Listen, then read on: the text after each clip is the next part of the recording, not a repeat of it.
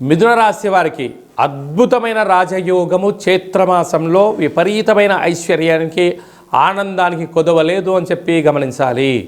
మిథున రాశిలో ఏ ఏ నక్షత్రాలు వస్తాయనగా మృగశిర నక్షత్రంలోని 3వ పాదం 4వ పాదం, ఆరుద్ర నక్షత్రంలోని 4 పాదాలు, పునర్వసు నక్షత్రంలోని 1, 2, 3 పాదములు కలిపితే మిథున రాశి.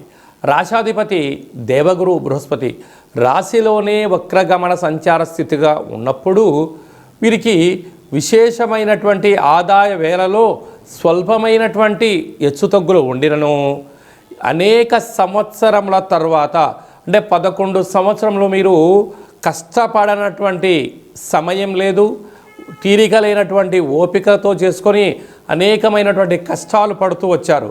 ఈ తెలుగు శ్రీ పరాభావనమ సంవత్సరం అంతా మీకు సువర్ణపు యుగంగా భావించాలి. కనుక 12 ఏళ్ళు మీరు విజయం కోసం నిరీక్షణలో విజయాన్ని సాధించేటువంటి సమయం ఆసనమైంది.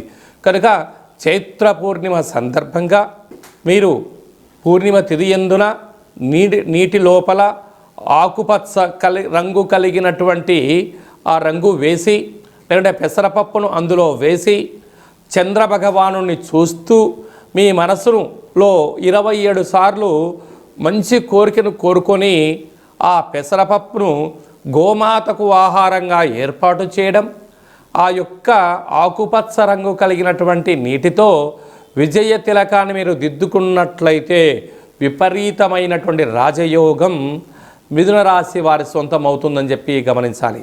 అలాగనే అష్టమి తిథి యందున తప్పక సూర్య నమస్కారం, గోమాతకు, సునకపు మహారాజు గారికి, వేసవికాలంలో కాకులకు మీరు వండినటువంటి ఆహారంలో కొద్దిపాటి పెసరపప్పును వేసి నైవేద్యంగా ఏర్పాటు చేసి పక్షులకు తినిపించినట్లయితే అఖండ లక్ష్మీ కటాక్షం మిథున రాశి వారి సొంతం.